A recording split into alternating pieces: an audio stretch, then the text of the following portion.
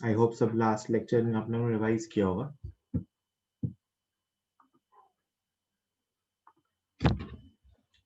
Next heading is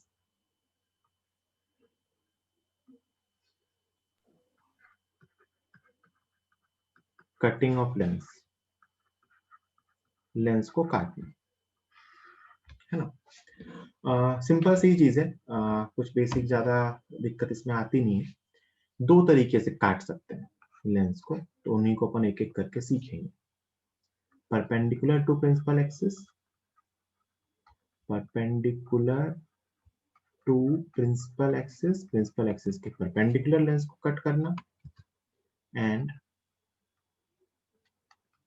parallel to principal axis, principal axis के parallel cut. तो अपन पहला सीखेंगे perpendicular to principal axis. Perpendicular to principal axis, principal axis के perpendicular अगर lens को काट दिया जाए तो क्या होगा, ध्यान से देखिएगा। ये मान लो एक बाइकॉन्वेक्स लेंस है जिसकी ये रही प्रिंसिपल एक्सिस, है ना। अब मैंने क्या किया ना, इस लेंस को इसकी प्रिंसिपल एक्सिस के परपेंडिकुलर, मतलब इस प्लेन के लॉन्ग कट कर दिया, ठीक है। इसकी रेडियस कुछ r1 है, इसकी रेडियस कुछ r2 है, ये म्यू है। तो बेटा हमें दो लेंस मिलेंगे, एक लेंस ये वाला मिलेगा r1 रेडियस का, और दूसरा लेंस ये वाला मिलेगा r2 रेडियस का, है ना। बट ये चीज तो अपन कह सकते हैं कि फोकल लेंथ चेंज हो जाएगी, है ना। तो इंपॉर्टेंट बात यही है कि अगर एक लेंस को प्रिंसिपल एक्सिस के परपेंडिकुलर कट किया जाता है तो focal length changes, focal length change होती है। जो नया लेंस बनेगा उसकी फोकल लेंथ वो नहीं होगी जो पुराने वाले लेंस की फोकल लेंथ होगी। ये ऑब्वियस सी बात है। यहाँ पे मैं अगर फोकल लेंथ लिखूं तो 1/f यहाँ कितना आता, μ-1, बाहर का मीडियम 1 मानते हुए 1/r1 प्लस 1/r2। अगर मैं इस लेंस के फोकल लेंथ की बात करता तो ये आता 1/f is equal to μ-1 1/r1 plus 1/r2। यहाँ जो ये लेंस बन रहा है, एक लेंस r1 वाला, इसकी फोकल लेंथ को मैं लिखूं तो f1 लिखूं तो μ-1 ये बनेगा बेटा 1/r1। और अगर मैं इसकी फोकल लेंथ को लिखूं तो 1/f2 इज इक्वल टू μ-1 ये बनता 1/r2, है ना। तो जो नए लेंस बनते हैं, अगर एक लेंस को, इंपॉर्टेंट बात ये ध्यान रखना है कि लेंस को अगर प्रिंसिपल एक्सिस के परपेंडिकुलर कट किया जाता है तो जो नए लेंसेज बनते हैं उनकी फोकल लेंथ डिफरेंट होती है, सॉरी उनकी फोकल लेंथ एक्चुअल लेंस के इक्वल नहीं होती है, वो कुछ और आती है। और इस पार्टिकुलर केस में आप एक बहुत अच्छी चीज देख रहे हो कि यहाँ पे अपने को क्या मिल रहा है कि 1/f is equal to 1/f1 plus 1/f2। अरे तुम्हें ये पहले से ही आता है। मैं कहूँ कि इन दोनों लेंस का कॉम्बिनेशन निकालो, है ना, तो कैसे निकालोगे, 1/f is equal to 1/f1 plus 1/f2। तो इनके कॉम्बिनेशन से ही तो ये लेंस बना। मतलब अगर मेरे पास ये लेंस है और ये लेंस है, मैं कहूँ इन दोनों का कॉम्बिनेशन करना है तो यही तो बनेगा। तो 1/f is equal to 1/f1 plus 1/f2, है ना। तो इंपॉर्टेंट बात थी कि अगर इसको पैरेलल प्रिंसिपल एक्सिस के परपेंडिकुलर कट किया जाता है तो फोकल लेंथ चेंज होती है। अब इसी में ना एक इंपॉर्टेंट केस आता है इक्विकॉन्वेक्स लेंस का। इक्विकॉन्वेक्स भी आ सकता है, कभी इक्विकॉन्केव भी आ सकता है। इक्विकॉन्वेक्स लेंस, इक्विकॉन्वेक्स लेंस में क्या होता है कि रेडियस इक्वल इक्वल होती है। इक्विकॉन्वेक्स का मतलब कि जो रेडियस होती है दोनों रेडियस इक्वल आती है बेटा, और ये म्यू है। इसको अगर कट किया जाए, अच्छा इसकी फोकल लेंथ क्या आएगी, तो 1/f is equal to μ-1 1/r plus 1/r, तो ये 2/r। तो इसकी फोकल लेंथ पहले होती थी r/2 इंटू μ-1। कट किया, कट करने के बाद दो आइडेंटिकल प्लेनो कॉन्वेक्स लेंस बनेंगे जिसकी रेडियस क्या होगी r, रिफ्रैक्टिव इंडेक्स क्या होगा म्यू। तो इसके लिए जब 1/f1 लिखोगे तो वो आएगा बेटा mu minus 1/r। So f1 is equal to r/μ-1। ध्यान से देखिए, पहले focal length f equal to r/2μ-1 थी, अब वो हो गई r/μ-1, इसका मतलब 2f। तो एक इंपॉर्टेंट बात ये है, अगर इक्वी कॉन्वेक्स लेंस को प्रिंसिपल एक्सिस के परपेंडिकुलर कट किया जाता है तो उसकी फोकल लेंथ क्या हो जाती है, दुगनी। अगर मैं एक इक्वी कॉन्वेक्स लेंस को 20 से काट दूंगा तो मुझे दो प्लेनो कॉन्वेक्स लेंस मिलेंगे एक जैसे, जिसमें से कि हर प्लेनो कॉन्वेक्स लेंस की जो फोकल लेंथ होगी वो एक्चुअल लेंथ लेंस की 2 टाइम्स हो। तो इस पे बेस्ड कई बार क्वेश्चन पूछते हैं। सिंपल सी इतनी सी चीज थी। फिर एक बहुत अच्छा क्वेश्चन आया आपके जेई मेंस में भी आया और जेई एडवांस में भी आया। सुनना क्या था क्वेश्चन।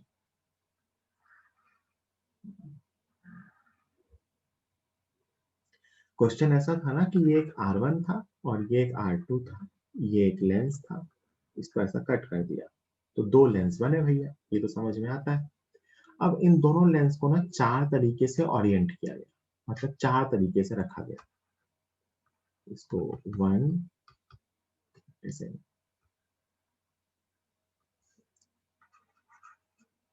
इन दोनों लेंस को चार तरीके से रखा गया। पहला तरीका प्लेनो कॉन्वेक्स, प्लेनो कॉन्वेक्स ऐसे रख दिया बिल्कुल पास पास। दूसरा तरीका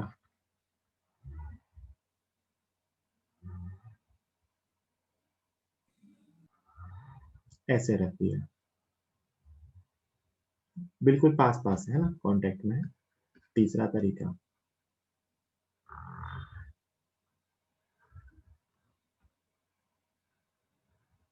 ऐसे रख दिया बिल्कुल। और चौथा तरीका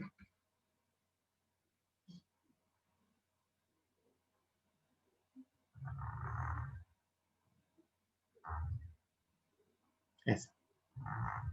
क्वेश्चन में उन्होंने कहा कि एक कॉन्वेक्स लेंस को ऐसा कट किया और उसके चारों पोर्शन को ऐसे रख दिया चार तरीकों से, मतलब ये लेंस 1, ये लेंस 2, ये लेंस 1, ये लेंस 2, ये लेंस 1, ये लेंस 2, ये लेंस 1, ये लेंस 2, है ना, ऐसे रख दिया चार तरीके से। तो इनके फोकल लेंथ में क्या रिलेशन है? इन चारों, ये चार कॉम्बिनेशंस बने, कॉम्बिनेशन 1, कॉम्बिनेशन 2, कॉम्बिनेशन 3, कॉम्बिनेशन 4, चार टाइप के कॉम्बिनेशंस बने। तो क्या इन चारों की फोकल लेंथ सेम होगी या डिफरेंट होगी? तो बेटा काम की बात आप भी समझ रहे हो कि for all the 4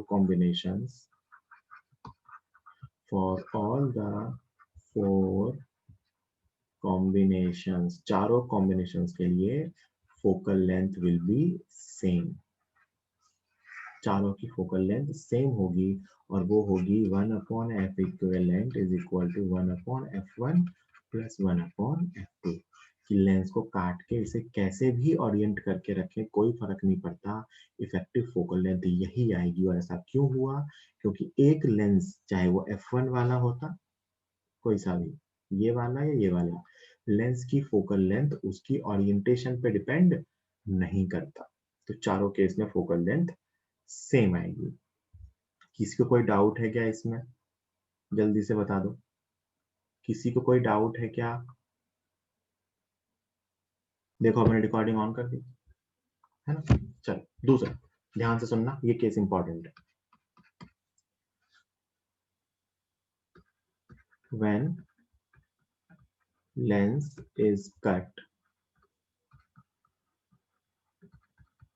parallel to principal axis, when lens is cut parallel to principal axis, अगर लेंस को प्रिंसिपल एक्सिस के पैरेलल कट किया जाए तो क्या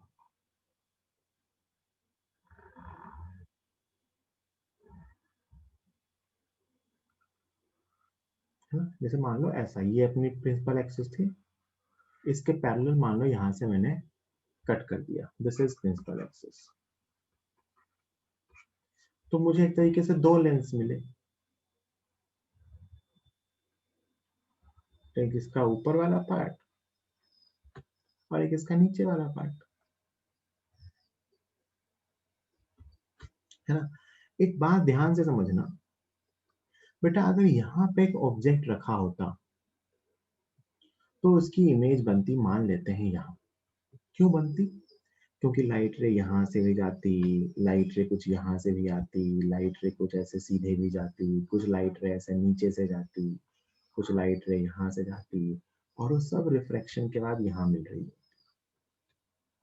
वो सब रिफ्लेक्शन के बाद यहाँ मिल रही होती। लेंस, पूरे लेंस के डिफरेंट डिफरेंट पार्ट से लाइट रे जा रही होती, और वो लाइट रे एक पॉइंट पे लेंस के डिफरेंट पार्ट से रिफ्लेक्ट होने के बाद एक पॉइंट पे मिल रही होती, जिसे हम इमेज पॉइंट बोलते हैं।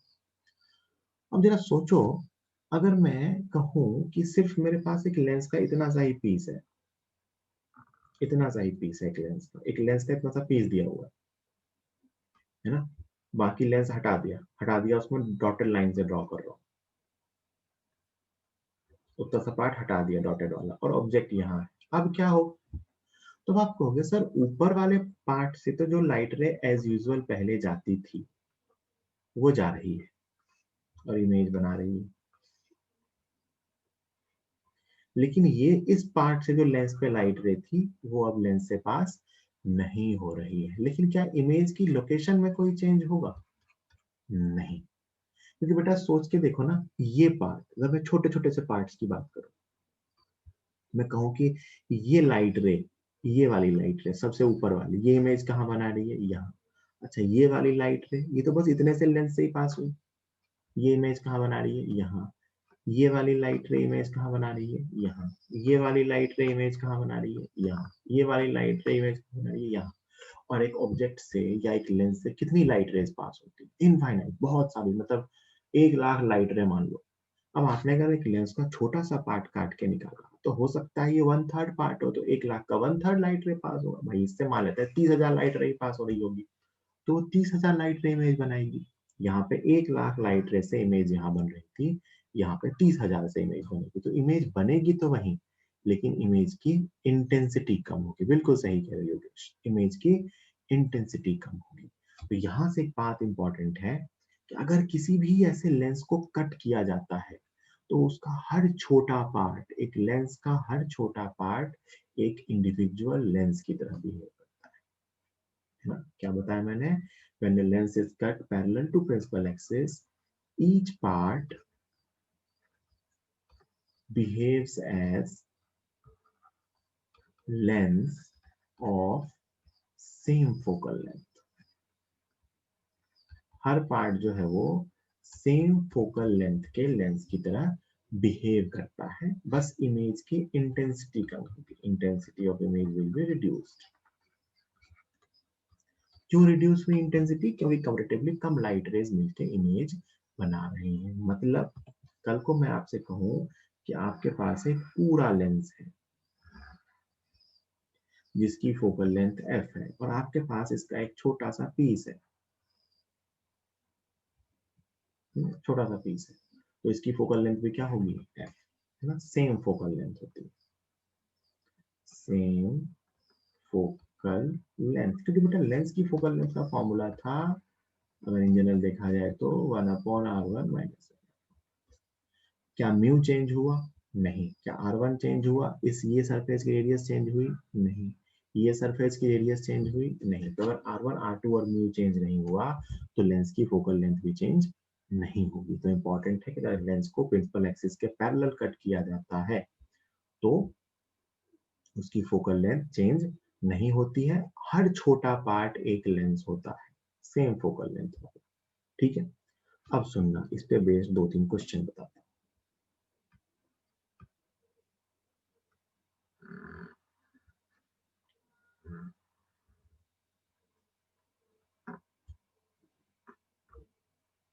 एक ऐसा लेंस है मेरे पास, ये रिफ्लेक्टिव इंडेक्स μ1 है, ये रिफ्लेक्टिव इंडेक्स μ2 है, ये रिफ्लेक्टिव इंडेक्स μ3 है।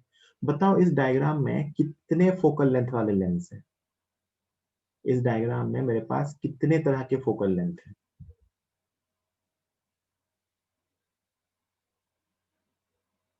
गुड रितेश, 3। क्योंकि ये 3 लेंस हैं। ये कितने लेंस हैं? 3 लेंस हैं भाई। ये जो μ1 वाला लेंस है, सबसे ऊपर वाला, ये किसी μ1 वाले लेंस का छोटा सा टुकड़ा है, ये किसी μ2 वाले लेंस का छोटा सा टुकड़ा है, और ये किसी μ3 वाले लेंस का छोटा सा टुकड़ा है। तो यहाँ मेरे पास 3 डिफरेंट फोकल लेंथ है। कितनी फोकल लेंथ है? 3 डिफरेंट फोकल लेंथ है। और बेटा मैं अगर आपसे अब पूछूं एक क्वेश्चन कि मैं यहाँ एक ऑब्जेक्ट रख दूं, इसकी कितनी इमेज बनेगी, तो आप कहोगे सर 3 फोकल लेंथ है, इसकी इमेज कहीं यहाँ बनेगी, मान लेते हैं I1, इसकी इमेज कहीं यहाँ बनेगी और इसकी इमेज कहीं यहाँ बनेगी। तो 3 इमेज बनेगी, है ना। लाइट रे 3 टाइप के फोकल लेंथ से पास हो रही है, 3 लेंस सिस्टम से पास हो रही है। तो 3 लेंस सिस्टम ना है, 3 लेंस का सिस्टम, तो 3 इमेज बनेगी। हर लेंस सिस्टम के लिए ईच लेंस सिस्टम है different focal length, each lens system has different focal length. तो 3 फोकल लेंथ है तो 3 इमेज बनेगी, है ना, ध्यान रहे। ठीक, अब ऐसे ही ना एक क्वेश्चन ऐसा पूछ लेंगे तुमसे, क्वेश्चन ऐसे ही पूछते हैं, बताओ इस डायग्राम में कितनी इमेज बनेगी, है ना। तो कितनी इमेज कैसे डिसाइड करेंगे? तो जो रे ऑफ लाइट पास हो रही है वो कितने टाइप के फोकल लेंथ से पास हो रही है, 3 सिस्टम से पास हुई, 3 डिफरेंट सिस्टम से पास हुई, तो 3 इमेज बन रही है। फिर ना एक क्वेश्चन ऐसा पूछते हैं, देखो ये μ1, ये μ2, ये μ3, ये μ2, ये μ1, ये ऑब्जेक्ट, बताओ कितनी इमेज बनेगी।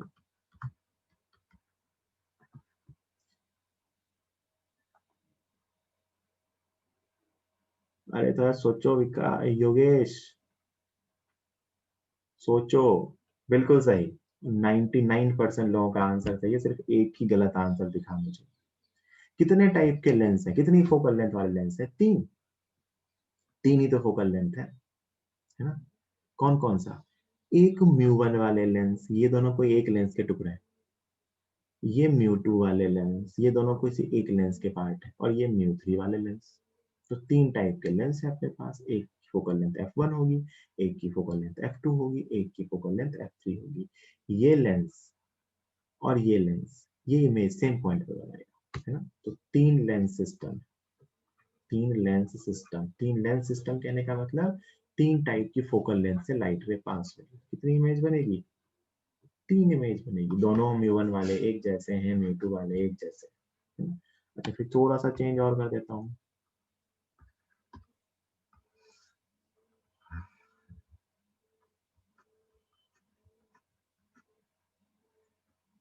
सीक्वेंस चेंज कर देता हूँ, μ1, μ2, μ3 और फिर μ1 और फिर μ2। अब बताओ कितनी इमेज बनेगी, कितनी इमेज बनेगी? सेम सीक्वेंस में नहीं, सीक्वेंस से क्या फर्क पड़ता है? कोई फर्क नहीं पड़ता। कितनी इमेज बनेगी? 3 इमेज। वापस वही कहानी है, ये μ1 और ये μ1 वाला एक लेंस का पार्ट है, ये μ2 और ये μ2 वाला एक लेंस का पार्ट है, और ये तीसरा लेंस। तो 3 इमेज। क्यों 3 इमेज बनी? क्योंकि 3 लेंस सिस्टम है। कितनी इमेज बनेगी? 3 इमेज बनेगी। ठीक, तो ये हुए इसके सिंपल वाले क्वेश्चन, है ना। अब मैं कराऊंगा इसमें 2 क्वेश्चन, इसमें थोड़ी सी बुद्धि लगेगी, ध्यान से सुनना।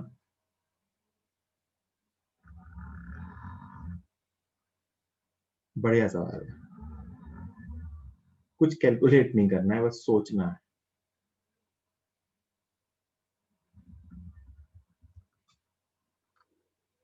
ऐसा सिस्टम है,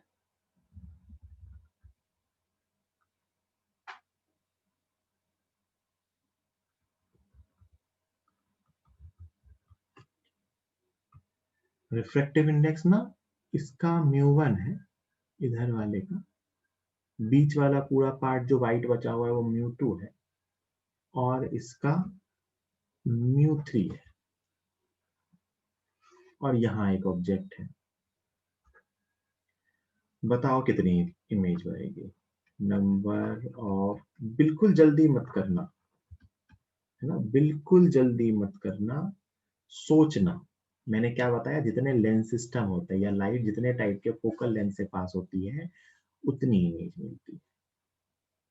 सोचना कितनी इमेज बनेगी। और जो डायग्राम मैंने बनाया वो डायग्राम का कुछ ना कुछ रोल है।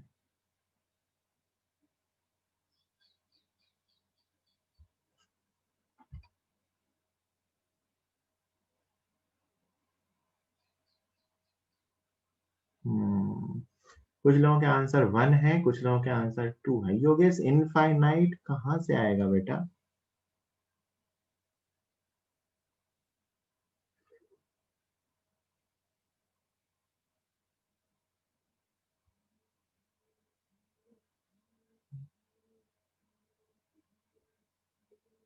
कुछ लोगों के आंसर सही हैं।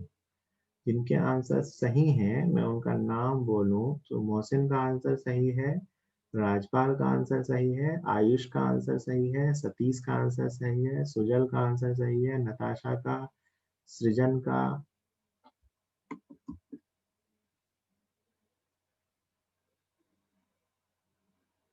और आयुषी का, प्रवीण का, योगेश का, इन सबके आंसर सही है ना? और वो सही आंसर है 2। 2 इमेज बनेगी है ना? क्यों 2 इमेज बनेगी सुनना। कितने टाइप की फोकल लेंथ है? तो 2 ही टाइप की फोकल लेंथ बन रही है इफेक्टिवली, जिससे लाइट पास हो रही है। देखना कैसे।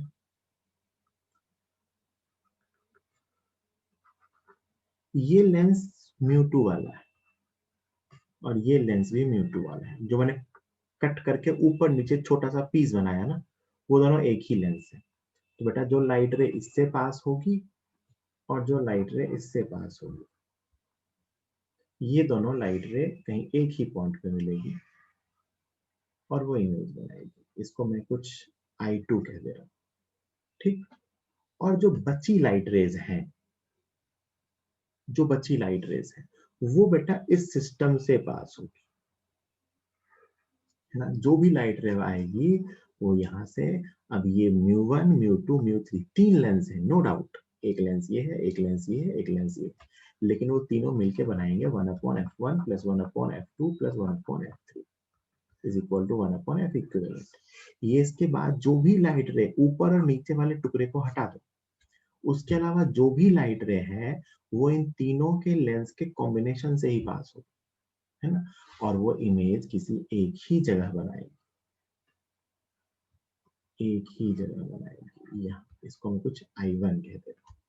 तो 2 ही इमेज बनेगी। एक इमेज जो ऊपर और नीचे वाले छोटे से टुकड़े ने बनाई, है ना? और दूसरी इमेज जो बीच का पोर्शन बच गया, जिसमें एक्चुअली 3 लेंसेज पैरेलल रखे हुए हैं, है ना? उन तीनों लेंस के कॉम्बिनेशन में। तो एक्चुअली कितने लेंस सिस्टम है? 2 types of focal length, 2 types of lens systems. 2 type के लेंस सिस्टम है या 2 टाइप की फोकल लेंथ है, इसलिए कितनी टाइप की इमेज बनेगी? 2। 2 ही इमेज बनेगी, है ना? तो ये एक स्पेसिफिक क्वेश्चन है, ध्यान रखना। मोस्टली क्वेश्चन इस टाइप के पूछे जाते हैं इसमें, किस केस में कितनी इमेज बनेगी, कितने टाइप के फोकल लेंथ मिलेंगे। तो दिस इज द आंसर, है ना? तो इसमें कोई खास बात नहीं थी, है ना? ठीक। अब मैं एक क्वेश्चन करवाऊंगा जो कुछ सालों पहले IIT एडवांस में आया था। क्वेश्चन बहुत मुश्किल नहीं है, उस थीम को समझना है जो मैं आपको समझाने जा रहा हूँ। सुन बेटा, अब नेटवर्क चला गया था अगर आपका, तो फिर मैं रिकॉर्डिंग भेज दूंगा, आप देख लीजिएगा, है ना? आपके के नेटवर्क जाने के लिए मैं पूरा रिपीट नहीं कर पाऊंगा। ठीक। चलिए, अभी लिखने का टाइम दूंगा, लिख लेना। चलो लिख लो पहले, फिर अगला क्वेश्चन बताता हूँ। ठीक है, चलिए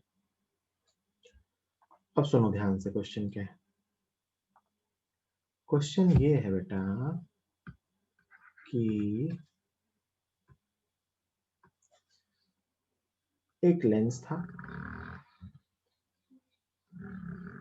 IIT में इसका सब्जेक्टिव न्यूमेरिकल आया था, मैं न्यूमेरिकल नहीं दे रहा, मैं बस आपको कंसेप्ट से बेस्ड क्वेश्चन दे रहा हूँ। ये ऑब्जेक्ट है और इसकी इमेज कहीं बनती थी। बढ़िया, शानदार। अब क्या हुआ ना कि इसके 3 पार्ट्स थे, मतलब ऐसा हो सकता है इसके। तो मैंने क्या किया ना, इसका जो बीच वाला पोर्शन था इसको कट किया और हटा दिया। क्या हुआ, middle portion was cut and removed, बीच वाले पार्ट को काट के हटा दिया। तो क्या होगा, तो आप कहोगे सर कोई फर्क नहीं पड़ेगा, अभी भी इमेज वही बनेगी, बस इमेज की इंटेंसिटी पहले से कम होगी, क्योंकि ऊपर और नीचे पार्ट अभी भी सेम फोकल लेंथ वाले होंगे। ये बात में आई थिंक इसमें कोई दिक्कत नहीं होगी। अगर मैं बीच वाले पार्ट को कट करके हटा दूं तो सिर्फ इमेज की इंटेंसिटी पहले से कम हो जाएगी। ठीक, लेकिन सिर्फ इतना ही नहीं किया गया, एक काम और किया गया। क्या किया गया ना, remaining 2 parts were moved and their cutting surface, their cutting plane were kept in contact. मतलब क्या किया गया कि बीच वाले पोर्शन को काट के निकाल के फेंक दिया, और जो बाकी 2 पार्ट्स बचे उनको ऐसा मूव कराया गया कि उनके जो ये कटिंग प्लेन्स थे ये आपस में ऐसा मिल गए। मतलब इस पार्ट को नीचे मूव किया और इस पार्ट को ऊपर मूव किया, और इनके ये जो दोनों प्लेन बन रहे थे ना, ये दोनों प्लेन इनको आपस में चिपका दिए, और ऑब्जेक्ट यही था जहां पहले रखा हुआ था। तो पूछा कि बताओ अब कितनी इमेज बनेगी, है ना? कोई बताना चाहेगा? क्वेश्चन समझ में आया क्या, कि एक लेंस था, उसके बीच वाले पार्ट को काट के हटा दिया, और अब ऊपर वाला और नीचे वाला जो हिस्सा बचा उनको ऐसा पैरेलली पास ले आए ताकि उनके वो जो कटिंग प्लेन थे वो एक दूसरे के कांटेक्ट में आ गए। तो अब कितनी इमेज बनेगी, सोचो थोड़ा। फोकल लेंथ सेम होगी, तीनों पार्ट की फोकल लेंथ में कोई फर्क नहीं पड़ेगा। अभी तक जितने लोगों के आंसर है वो गलत है, सुनो। हाँ सतीश, आपका आंसर सही है। ठीक है, तो आंसर है बेटा 2 इमेज बनेगी। क्यों बनेगी देखो,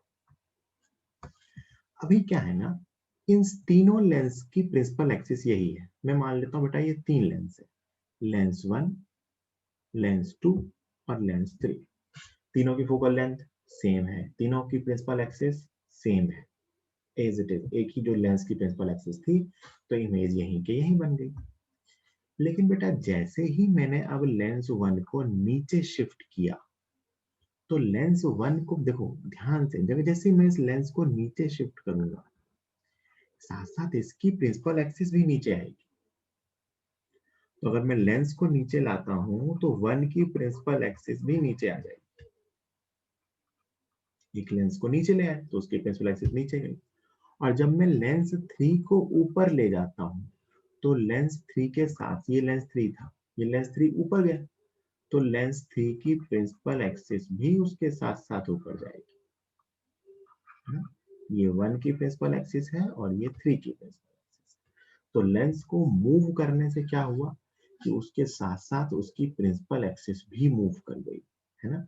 1 नीचे गया तो 1 की प्रिंसिपल एक्सिस उसके साथ साथ नीचे गई, 3 ऊपर गया तो उसकी प्रिंसिपल एक्सिस उसके साथ साथ ऊपर गई। इसकी फोकल लेंथ अभी भी f है, इसकी फोकल लेंथ अभी भी f है, लेकिन एक छोटा सा चेंज हो गया। देखो क्या चेंज हुआ, लेंस 1 के लिए ये रही प्रिंसिपल एक्सिस बेटा, और ये रहा ऑब्जेक्ट। तो ऑब्जेक्ट कुछ ऐसा है ना? इसको मैं O1 कह रहा हूँ। तो ये O1 है ना, तो इसकी इमेज, ये 1 की प्रिंसिपल एक्सिस है, इसकी इमेज इसी पोजीशन पे बनेगी, लेकिन वो ऐसी बनेगी I1। जहां ऑब्जेक्ट था वही इमेज बनेगी, जहां पहले इमेज बन रही थी, एफ तो सेम है, जहां इमेज थी वही इमेज बनेगी, लेकिन इन्वर्टेड। तो ये ऑब्जेक्ट एक तरह से प्रिंसिपल एक्सिस के रिस्पेक्ट में ऑब्जेक्ट ऊपर था, तो प्रिंसिपल एक्सिस के रिस्पेक्ट में इमेज नीचे बनी, और ये ऑब्जेक्ट जो थर्ड लेंस है नीचे वाला, उसकी प्रिंसिपल एक्सिस ये रही। बेटा ऑब्जेक्ट इमेज डिस्टेंस हमेशा प्रिंसिपल एक्सिस से लेते हैं हाइट में। इसके रिस्पेक्ट में ऑब्जेक्ट ये है ना, ऑब्जेक्ट तो अपना ये लाल वाला था, है ना, लाल गायब हो गया है, मैं फिर से बना दे रहा हूँ। जो लाल वाला है ये एक्चुअल ऑब्जेक्ट है, तो उस प्रिंसिपल एक्सिस के रिस्पेक्ट में ये ऑब्जेक्ट था, तो इसकी इमेज इसी पॉइंट पे ऐसे I3 यहाँ, है ना। तो एक इमेज ऊपर बनी और एक इमेज नीचे बनी, तो दो इमेजेस बनी। ये दो इमेजेस क्या दो डिफरेंट फोकल लेंथ से बनी? नहीं, इमेज अभी भी वही बनेगी। अगर पहले ये फोकल लेंथ पहले v डिस्टेंस पे बन रही थी, तो अभी भी इमेज v डिस्टेंस पे बनेगी, लेकिन प्रिंसिपल एक्सिस के रिस्पेक्ट में इनकी लोकेशन या हाइट डिफरेंट डिफरेंट होगी। क्यों? क्योंकि लेंस को शिफ्ट करने से प्रिंसिपल एक्सिस भी शिफ्ट हो गई। तो वो जो ऑब्जेक्ट जो पहले प्रिंसिपल एक्सिस पे ही रखा हुआ था, वो एक लेंस के रिस्पेक्ट में प्रिंसिपल एक्सिस के ऊपर है, दूसरे लेंस के रिस्पेक्ट में प्रिंसिपल एक्सिस के नीचे है। और क्योंकि इसकी रियल इमेज बननी है, तो दोनों की इमेज भी उसी अकॉर्डिंग डिफरेंट डिफरेंट डायरेक्शंस में बनेगी with respect to principal axis, इसीलिए दो अलग अलग इमेज बनेगी। So answer will be two images. तो अगर कभी लेंस को ऐसे शिफ्ट करने का क्वेश्चन आया तो उसमें ध्यान रखिए, ठीक है। जल्दी से इसको लिख लीजिए, ठीक है। चलिए, ऑप्टिकल इंस्ट्रूमेंट अभी नहीं होगा? नहीं बेटा, वो मैं ना वेव ऑप्टिक्स के बाद पढ़ाता हूँ, क्योंकि उसमें ना रिजॉल्विंग पावर का पार्ट भी साथ में पढ़ाते हैं, और वो मेंस स्पेसिफिक टॉपिक है, एडवांस में होता भी नहीं है, तो उसको अपन एक साथ जब वेव ऑप्टिक्स पढ़ते हैं उसके बाद पढ़ाते हैं, ठीक है। उसमें एक दो टर्म्स आते हैं जो उसकी रिजॉल्विंग पावर पे बेस्ड क्वेश्चन मेंस में पूछे जाते हैं, वो वेव ऑप्टिक्स में पढ़ाना पड़ता है। तो वो वेव ऑप्टिक्स में जब मैं एक बार रिजॉल्विंग पावर पढ़ा दूंगा, फिर उसके बाद ऑप्टिकल इंस्ट्रूमेंट लास्ट में पढ़ाऊंगा एक साथ, इसलिए वो अभी नहीं पढ़ाते, वरना फिर मुझे आपको अभी से पहले याद कराना पड़ेगा। तब भी याद करते हैं। हाँ बिल्कुल। चलो अब आगे चलते हैं, बातें नहीं करेंगे, ठीक है। नेक्स्ट पार्ट है, इसमें इंपॉर्टेंट है ये भी, ये आपने शायद क्लास 12th में प्रैक्टिकल्स में किया होगा। This is displacement method. Displacement method to find focal length of convex lens. Convex lens या कन्वर्जिंग लेंस जनरली जो रहता है अपने लिए, उसकी फोकल लेंथ निकालने के लिए डिस्प्लेसमेंट मेथड। ठीक, सुनना ध्यान से, पहले एक्सपेरिमेंट क्या होता है, फिर मैं इसको डिराइव करके एक स्टैंडर्ड रिजल्ट लाऊंगा। पहले ध्यान से एक्सपेरिमेंट सुनना, बहुत से लोगों ने किया भी होगा, बहुत से लोगों ने नहीं किया होगा। एक स्क्रीन होती है ना?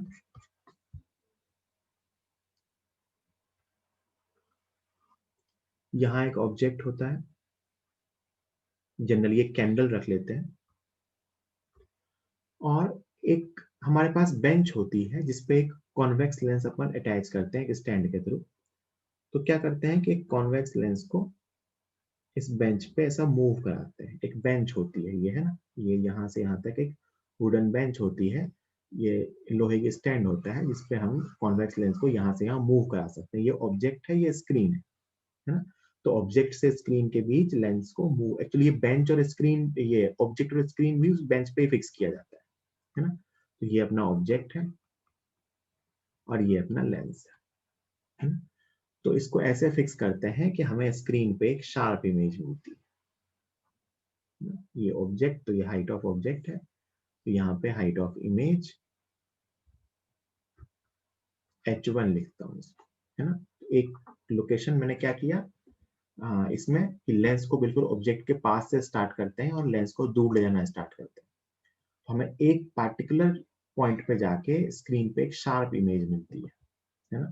ठीक, इसको बोलते हैं फर्स्ट पोजीशन। फिर इस लेंस को फर्दर और आगे लेके जाते हैं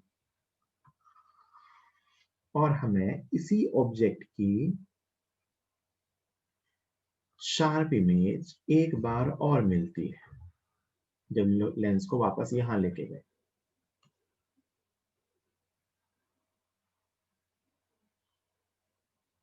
ये हाइट h2 है, ये हाइट ऑफ ऑब्जेक्ट है। तो क्या हुआ, एक ऑब्जेक्ट फिक्स था एक स्क्रीन फिक्स थी। ओ भैया कैमरा चालू हो गया ना रे, जल्दी आ। किसके यहाँ बातें चल रही है भैया, देख तो लूं। तनुजा, हाँ ठीक है, चलो। हाँ, तो क्या हुआ यहाँ पे कि एक ऑब्जेक्ट फिक्स था, एक स्क्रीन फिक्स थी। मैंने लेंस को ऑब्जेक्ट के पास से स्टार्ट किया, ऑब्जेक्ट से दूर ले जाना स्टार्ट किया। एक पार्टिकुलर लोकेशन मिली, इसको मैं कह रहा हूँ दिस इज पोजीशन 1। तो लेंस की एक पोजीशन मिली जिसपे मुझे एक इमेज मिली, शार्प इमेज स्क्रीन पे। फिर एक लेंस को और आगे लेते चले गए, फिर एक पोजीशन 2 मिली जिससे मुझे फिर से स्क्रीन पे एक शार्प इमेज मिली, लेकिन इस बार ये स्क्रीन इमेज छोटी थी। अच्छा, स्क्रीन पे इमेज मिल रही है, इसका मतलब real image. Real image screen पे मिलती है, वर्चुअल इमेज स्क्रीन पे नहीं मिलती। ठीक है, ये अपना एक्सपेरिमेंट था, एक्सपेरिमेंटल सेटअप। अब इससे हमें पता क्या क्या चलता है, मैं ये बताता हूँ। ऑब्जेक्ट और स्क्रीन के बीच की डिस्टेंस जो होती है, ऑब्जेक्ट से स्क्रीन के बीच की डिस्टेंस, इसको लिखते हैं कैपिटल डी। क्या लिखते हैं? Capital D. और लेंस की जो दोनों पोजीशंस हैं, इनके बीच की जो डिस्टेंस होती है, इसको लिखते हैं स्मॉल डी। है ना, सिंबल है, मतलब ऐसा इसको डिनोट करते हैं ऐसा कि हमें दो डिस्टेंसेस पता होती हैं कि बेंच पे ऑब्जेक्ट और इमेज, ऑब्जेक्ट और स्क्रीन कहाँ कहाँ है, तो उनके बीच की जो डिस्टेंस बेंच पे दिखती है दैट इज कैपिटल डी। और लेंस की जिन दो पोजीशंस के लिए मुझे शार्प रियल इमेज मिली थी, उसको लिखते हैं अपन, उनके बीच की सेपरेशन को small D. Small D is the separation between the two positions of the lens where we get real images on the screen। है ना, बहुत अच्छे। ये डिस्टेंस मान लेते हैं x है, तो ये डिस्टेंस y है। ठीक,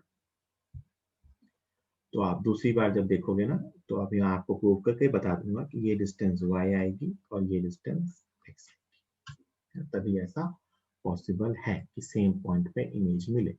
अच्छा, ये दो केसेस कौन कौन से होंगे, जरा एक बार आप सोच के देखो। यहाँ जब पहली बार मिला होगा ना, तो अभी रियल इमेज है, रियल इन्वर्टेड स्क्रीन पे मिल रहा है मैग्नीफाइड इमेज। इस केस में, पहले वाले केस में, यहाँ जो ऑब्जेक्ट होगा वो f और 2f के बीच होगा, तो रियल मैग्नीफाइड इमेज मिली। और फिर और दूर जाके मिले, तो अभी जो ऑब्जेक्ट होगा ना, वो 2f और इंफिनिटी के बीच होगा, तो हमें इमेज मिली। इसका कोई मतलब नहीं है इस चीज का यहाँ, बट फिर भी मैंने बस आपको बता दिया कि दो केसेस कहाँ से आते हैं। अब देखो, मैं यहाँ पे कुछ बातें लिख रहा हूँ, उसको समझना। एक तो मैं लिखूंगा कि x plus y is equal to capital D होगा, किसी को आई थिंक इसमें कोई दिक्कत नहीं होगी। और मैं दूसरा लिखूंगा y माइनस एक्स, जो y है और x है, इनका डिफरेंस, वो आएगा स्मॉल डी। दिख रहा होगा आपको, ये डिस्टेंस यहाँ से यहाँ तक y है और ये डिस्टेंस यहाँ से यहाँ तक x है, तो y माइनस एक्स जो है वो क्या है? Small D. इन दोनों को अगर ऐड किया जाए तो x कैंसिल होगा, तो y इज इक्वल टू आएगा बेटा d plus D by two यहाँ से, और x इक्वल टू आएगा, आप इन दोनों को माइनस कर लो, है ना, तो x इक्वल टू आएगा d minus D by two. तो x और y को मैं d, कैपिटल D और स्मॉल d की टर्म में लिख सकता हूँ, d plus D by two और d minus D by two. ठीक है, तो ये अपन ने लिख लिया। अब देखो, मैं लेंस फॉर्मूला लिख रहा हूँ फर्स्ट और सेकंड केस के लिए। तो फर्स्ट केस में आप अगर लिखोगे लेंस फॉर्मूला केस 1, तो केस 1 लिया, केस 1 क्या होता है? 1 by v minus 1 by u is equal to 1 by f. 1 by v, v की जगह फर्स्ट केस में y है, u की जगह माइनस एक्स लिखोगे is equal to 1 by f. तो ये आ गया 1 by x plus 1 by y is equal to 1 by f. अच्छा, दूसरे केस में भी आप सोच के देखो कि इनका सम 1 बाय एफ ही आना चाहिए। ये तभी पॉसिबल है जब वापस एक 1 बाय एक्स हो और एक 1 बाय वाई हो। तो एक रिलेशन अपने पास ये है लेंस फॉर्मूले से कि 1 by x plus 1 by y is equal to क्या है? 1 बाय एफ। और मैं x और y को d और d की टर्म में लिख सकता हूँ कि भाई x क्या है? d minus D by two. X क्या आया था? d minus D by two. और y कितना आया था, d प्लस dy। रख दो यहाँ वैल्यूज जरा। तो 1/x मतलब 2/d minus D plus 1/y 2/d plus. इसका जो आंसर आएगा वो याद रखना। एलसीएम आ गया बेटा D square minus d square, 2 common ले लिया मैंने, तो ये आ गया d plus D minus d is equal to 1/f। D से डी कैंसिल हुआ और यहाँ से फोकल लेंथ आ रही है D square minus d square upon 4d। This is the focal length of the lens. ध्यान से देखिए, मुझे सिर्फ क्या क्या पता था, कैपिटल D और small d। Capital D was the distance between screen and object. Small d was the distance between the two positions of the lens for which we get real image on the screen.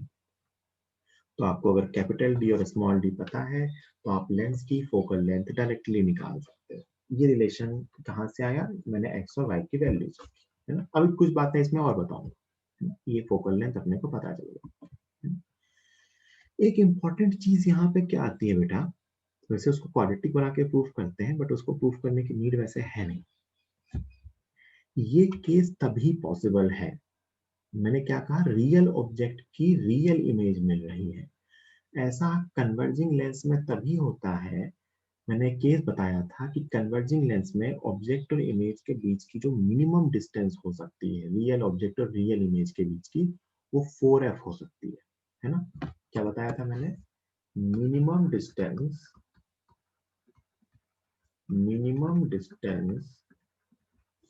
between real object and real image for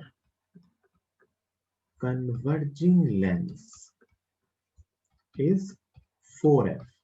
और वो भी कब, जब object 2f पे रखा हो, image भी 2f पे बने। इसका मतलब अगर मुझे ऐसी दो इमेजेस मिल रही हैं दो बार, एक बार यहाँ एक बार यहाँ, तो ये जो कैपिटल D होगा ना, capital D, this will be greater than 4f। अगर ऐसा हुआ तो 2 पोजीशंस मिलेगी, 2 पोजीशन मतलब 2 बार रियल मिलेगी। D इक्वल टू 4f अगर हुआ तो 1 पोजीशन, एक ही बार पोजीशन मिलेगी, 2 पोजीशन मिलेगी नहीं। अगर D इक्वल टू 4f हो गया ना, तो आपको इस एक्सपेरिमेंट में सिर्फ जब इसको बिल्कुल बीच बीच में रखोगे तो ही इमेज मिलेगी, बाकी आपको कभी इमेज नहीं मिलेगी, एक ही बार मिलेगी। और अगर बेटा D लेस देन 4f हो गया तो no position for real image on the screen, no position for real image on screen. Screen पे रियल इमेज की कोई पोजीशन नहीं है ना। तो इसमें D, अगर आपको मान लो आप एक्सपेरिमेंट कर रहे हो और आपको स्क्रीन पे इमेज मिली ही नहीं, इसका क्या मतलब है कि आपने ऑब्जेक्ट और स्क्रीन के बीच की जो डिस्टेंस मानी है या रखी है एक्सपेरिमेंट में, वो 4f से कम है। तो आपको क्या करना होगा, उनको और दूर करना होगा। ऐसा होता है कई बार एक्सपेरिमेंट में अपने को फोकल लेंथ पता तो होती नहीं, तो अपन भाई ऑब्जेक्ट स्क्रीन के बीच की डिस्टेंस कितनी रखें, मान लो अपन ने 100 सेंटीमीटर रख दी है ना, और हमें कहीं इमेज मिली नहीं पूरी एक्सपेरिमेंट में। इसका क्या मतलब है, इसका मतलब है कि 100 सेंटीमीटर 4f से कम आया है, तो आप उसको 120 कर दो, 130 कर दो, ऐसे करके आप उसको, आपको वो डिस्टेंस चेंज करनी पड़ेगी है ना। तो कई बार इस तरह के थ्योरेटिकल क्वेश्चन पूछ सकते हैं कि भाई हमने डिस्प्लेसमेंट मेथड का एक्सपेरिमेंट किया और हमें स्क्रीन पे कोई इमेज ही नहीं मिली, ये क्यों हुआ। तो ये इसलिए हुआ क्योंकि हमने जो ऑब्जेक्ट और स्क्रीन के बीच की डिस्टेंस ली है वो 4f से कम रही, इसलिए ऐसा हुआ। ठीक है, अब एक बात और सुनना, ये जो दो इमेजेस बनी ना, मैं इनका मैग्निफिकेशन लिख सकता हूँ। पहला इमेज की हाइट है h1, दूसरे इमेज की हाइट है h2। मैग्निफिकेशन फॉर्मूला होता है v बाई यू, vy है, u पहले केस में -x है ना। देखो ध्यान से, मैग्निफिकेशन की बात कर रहा हूँ।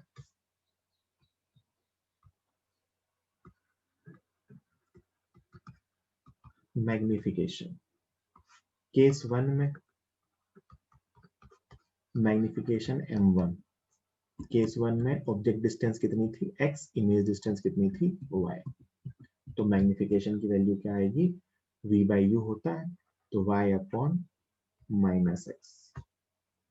केस 2 में उल्टा हो गया, m2, तो ये कितना होगा x और ये कितना होगा y। ध्यान से देखिए, m1 इंटू m2, अच्छा इसको क्या लिखोगे, height of image h1 upon height of object, इसको क्या लिखेंगे, height of image h2 upon height of object. Magnification की डेफिनेशन यही होती है ना, height of image upon height of object.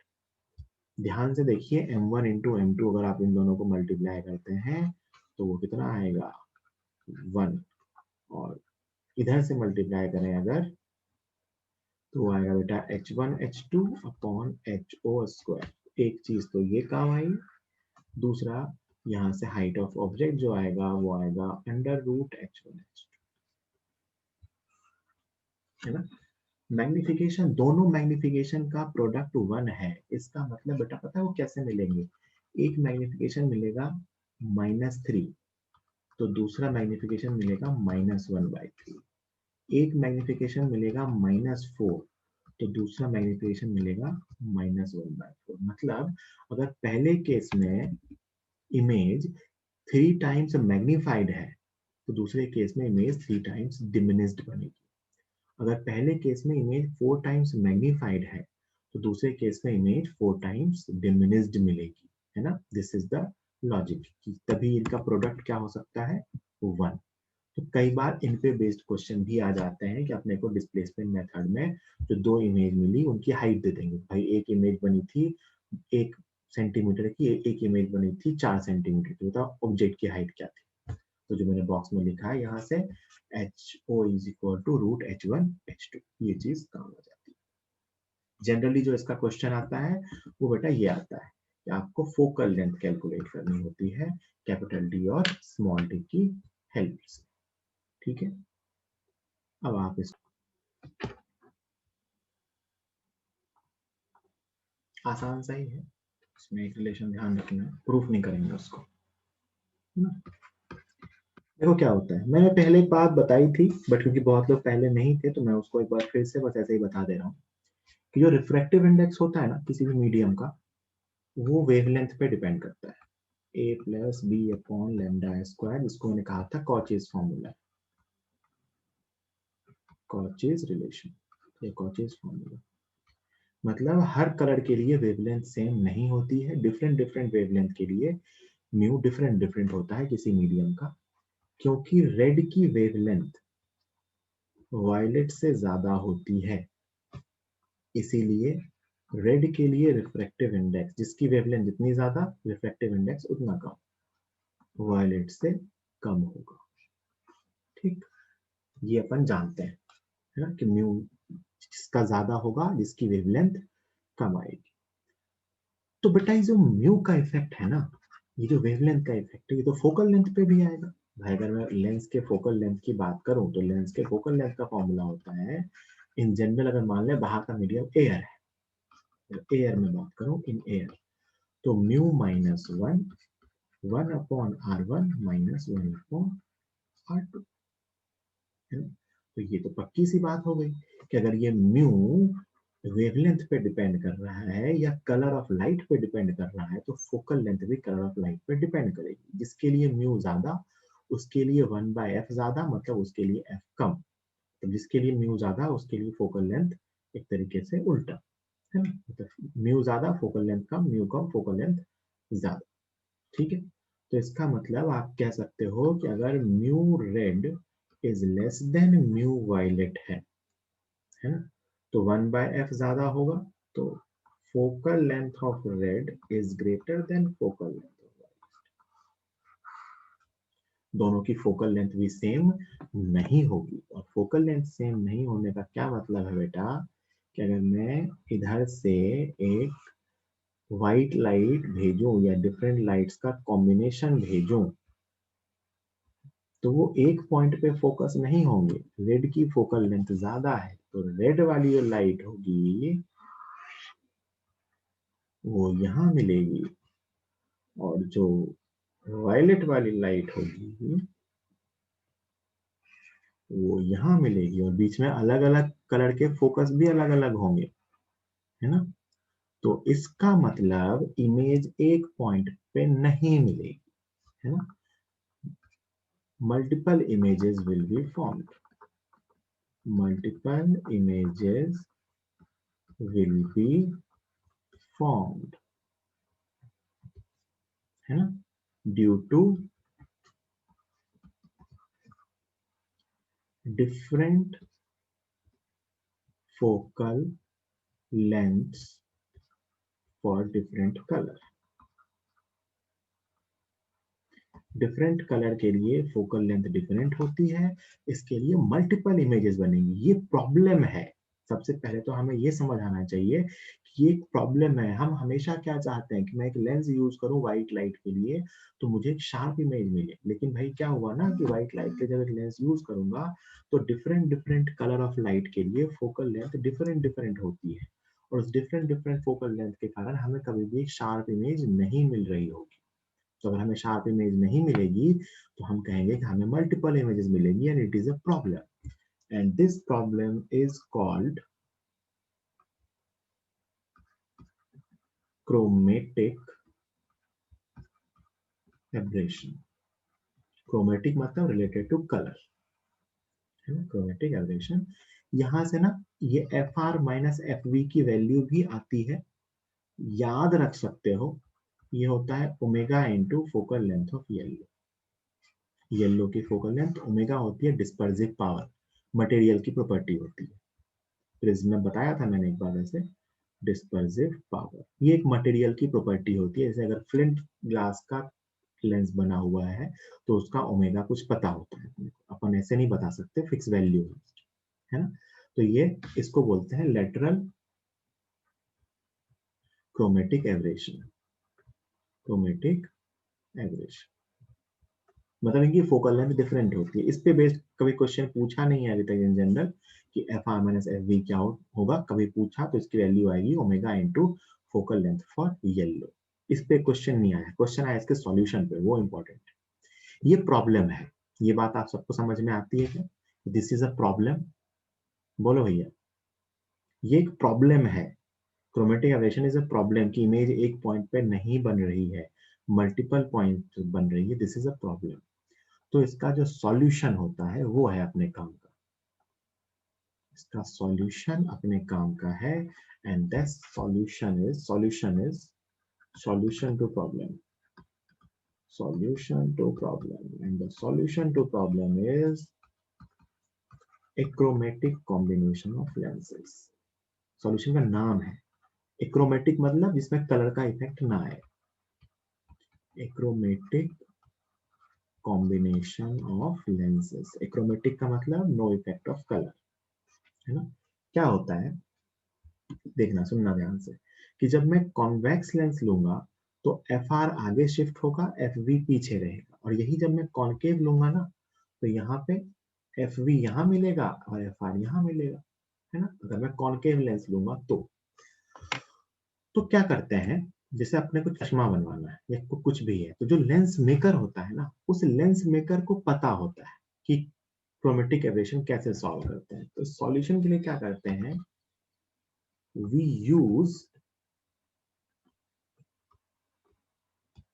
combination of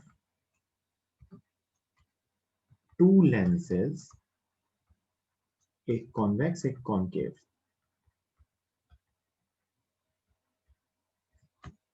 to get a particular focal length, to get a particular focal length। तो क्या करते हैं इसको सॉल्व करने के लिए, जैसे मुझे मान लो 20 सेंटीमीटर फोकल लेंथ का एक कन्वर्जिंग लेंस चाहिए, तो 20 सेंटीमीटर का एक लेंस नहीं लेते हैं, दो लेंस लेते हैं, एक कॉन्वेक्स और एक कॉन्केव। उनको बिल्कुल पास पास चिपका के अपना लेंस डिजाइन करते हैं, जिससे कि अपना जो इफेक्टिव होता है वो 20 आता है ना। इससे फायदा क्या होता है, तो इसमें दो फॉर्मूले, तो एक तो अपना आता है 1/f is equal to 1/f1 plus 1/f2। ये दो लेंस जो आपसे पूछे जाएंगे तो उन दोनों लेंस के जो फोकल लेंथ का सम आएगा 1/f1 प्लस 1/f2, वो 1/f इक्विवेलेंट के इक्वल आएगा। दूसरा, तो ये तो अपने लेंस इक्विवेलेंट का फॉर्मूला हो गया। Lens equivalent. प्रॉब्लम को सॉल्व कैसे किया? दो लेंस यूज करके। दूसरा, ये इफेक्ट कैंसिल करना होता है, इसलिए तो किया सब कुछ। तो ये इफेक्ट कैंसिल करने के लिए इसका डेरिवेशन नहीं पढ़ेंगे। डेरिवेशन ये ऐसा आता है, omega 1/f1 plus omega 2/f2 is equal to 0। दो ऐसे मटेरियल सेलेक्ट, देखो जो लेंस मेकर होता है, जो दुकानदार है, उसे पता है कि उसके पास जो जो मटेरियल है उसका ओमेगा क्या है। तो उसने दो ऐसे मटेरियल सेलेक्ट किए, ऐसे फोकल लेंथ के लेंस सेलेक्ट किए कि ये दो कंडीशन सेटिस्फाई हो जाए। This is the condition for effective focal length and this is achromatic condition. Achromatic condition, तो अगर ये कंडीशन सेटिस्फाई हो गई, मतलब omega 1/f1 plus omega 2/f2 is equal to 0, इसका मतलब वो कलर वाला इफेक्ट कैंसिल हो गया। ठीक, तो ये दोनों इक्वेशन लिख के हमें क्वेश्चन को सॉल्व करना होता है। मैं क्वेश्चन बता रहा हूँ, क्वेश्चन सॉल्व कैसे करते हैं। ठीक, देखो ध्यान से, इसको आप ऐसे भी लिख सकते हो, omega omega 2 is equal to minus f1/f2, एक ही बात है ना। Omega omega 2 is equal to minus f1/f2। देखो क्वेश्चन कैसा आता है, ऐसे लिखा होता है question, we want to make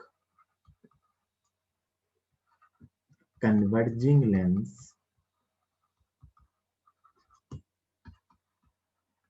of focal length 20 centimeter using two materials having omega A is to omega B, उनके डिस्पर्सिव पावर का रेशियो है 1:2। दो मटेरियल है, ओमेगा A और ओमेगा B, उनके रेशियो है 1:2। ओमेगा क्या है? Dispersive power. Find focal length of lens made from material A and material B। Question पूछते हैं आपसे कि A से कितने फोकल लेंथ का लेंस बनेगा और B से कितने फोकल लेंथ का लेंस बनेगा। टोटल फोकल लेंथ क्या चाहिए? 20, और क्या क्या पता है? Omega A upon omega B। यही क्वेश्चन आता है ऐसा ही फिक्स फॉर्मेट का, टोटल फोकल लेंथ 20 है और इनके ओमेगा का रेशियो अपने को पता है, तो किस मटेरियल से कौन सा लेंस बनेगा। तो आप ध्यान से सुनो कैसे सॉल्व करेंगे। दो ही फॉर्मूले भैया अपने पास। पहला फॉर्मूला क्या है? 1/FA प्लस 1/FB कितना आएगा? 1/20। ये पहला रिलेशन। दूसरा रिलेशन, इनका रेशियो है omega A upon omega B। अपन ये जानते हैं बेटा, omega A upon omega B is equal to minus FA upon FB is equal to 1:2। तो यहां से अपने पास क्या आ रहा है? FB is equal to -2FA। ये दूसरी इक्वेशन फर्स्ट में रख दो, तो 1/FA और FB की जगह क्या रखोगे? -1/2FA is equal to 1/20। Solve करोगे 1 - 1/2, तो 1/2FA is equal to 1/20। So FA is equal to 10 centimetre. FA पता चल गया, तो FB कितना आएगा? -20 सेंटीमीटर। इसका मतलब मटेरियल A से मैं क्या बनाऊंगा? 10 सेंटीमीटर लेंस वाला, 10 सेंटीमीटर फोकल लेंथ वाला कॉन्वेक्स लेंस, या ज्यादा अप्रोप्रिएटली कहूं तो कन्वर्जिंग लेंस। और मटेरियल बी से क्या बनाऊंगा? 20 सेंटीमीटर लेंस वाला, 20 सेंटीमीटर वाला कॉनकेव लेंस और डाइवर्ज। क्वेश्चन सिंपली ऐसे भी पूछ सकते हैं, बताओ मटेरियल ए से कौन सा लेंस बनेगा और कितनी फोकल लेंथ वाला। तो मटेरियल ए से 10 सेंटीमीटर वाला कन्वर्जिंग लेंस बनेगा, मटेरियल बी से 20 सेंटीमीटर वाला डाइवर्जिंग लेंस बनेगा। तो वो -20। यूनिक आंसर आता है, उल्टा नहीं हो सकता बेटा। मतलब ए से -20 और बी से 10 बनाएंगे ना, तो ये दोनों कंडीशन साथ साथ सेटिस्फाई नहीं होगी। दो कंडीशन सेटिस्फाई करनी है, एक पहली वाली ये और दूसरी वाली ये। फिक्स फॉर्मेट का क्वेश्चन है, इसी तरह से आता है कि अपने को एक्रोमेटिक कॉम्बिनेशन बनाना है। क्या बनाना है? Achromatic combination. This is the relation for achromatic combination and this is the relation for effective focal length. Omega क्या होता है? मटेरियल का डिस्पर्सिव पावर, जो अपने को पता होता है। ठीक, इसको जल्दी से नोट कीजिए। अपना आज का लेक्चर अपन यही फिनिश कर